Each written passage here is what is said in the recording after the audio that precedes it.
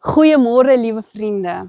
En dankie dat jy hierdie week saam met my oor die vraag gewandel het, hoe lewe ek in God se seën?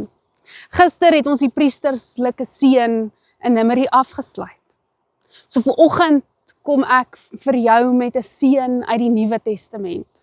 Johannes 20 vers 19 tot 22. Jesus het by hulle verskyn en vir hulle gesê, Shalom, vrede.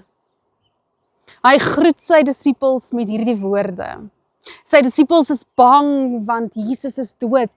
Hulle het gehoor van Maria dat hy lewe, maar hulle kon dit nog nie glo nie. Daarom is hulle agter geslote deure besig om weg te kruip. En die volgende oomblik kom Jesus en hy sê vir hulle, Shalom. En is so mooi wat hy hierna vir hulle sê. Hy wys sy hande vir hulle en hy sê, sien, ek is die opgestaande Here. Hy raas nie met hulle omdat hulle nie hom geglo het nie. Hy kom met genade weer na hulle toe en sê, kyk, ek die opgestaande Here gee vir julle vrede. Daarna sê hy, Shalom. Soos die Vader my gestuur het, stuur ek julle. So hierdie priesterlike seën wat ons die hele week van gelewe het, hier wat eindig op die Shalom, is waar Jesus sy disippels mee groet. En wat beteken dit vir jou? Daar die vrede wat ons die hele week oor praat, wat in jou lewe moet jy gaan uitleef. God kom weer en nederig, sag, genadig na jou toe en sê, ek gee vir jou vrede. Maar die vrede stop nie daar nie. Hy sê, gaan soos die Vader my gestuur het, stuur ek julle ook nou. Hy sê, gaan leef daar die vrede vir ander mense uit.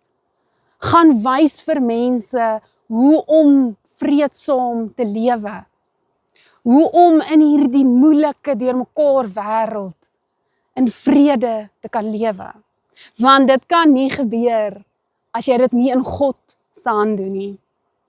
So jy en ek is dan gestuurd om vredemakers te gaan wees in hierdie wêreld. Om die persoon te wees wat dalk nie so vinnig kwaad raak as daar 'n bekleierery is nie. Om vir die persoon wat jou kwaad maak te glimlag. Om dalk eerder weg te stap as om kwaai woorde te sê. Ja, ons kry dit nie altyd reg nie. Maar as God se vrede in jou lewe, is jy vanoggend gestuurd om daardie vrede vir ander mense te gaan uitleef. So ontvang God se seën vanoggend. Weet, hy is by jou. En dan gaan leef daardie seën uit in hierdie wêreld, dat ander mense die vrede in jou kan ervaar en jy vir hulle God se vrede en God se genade kan wees. Vrede vir julle.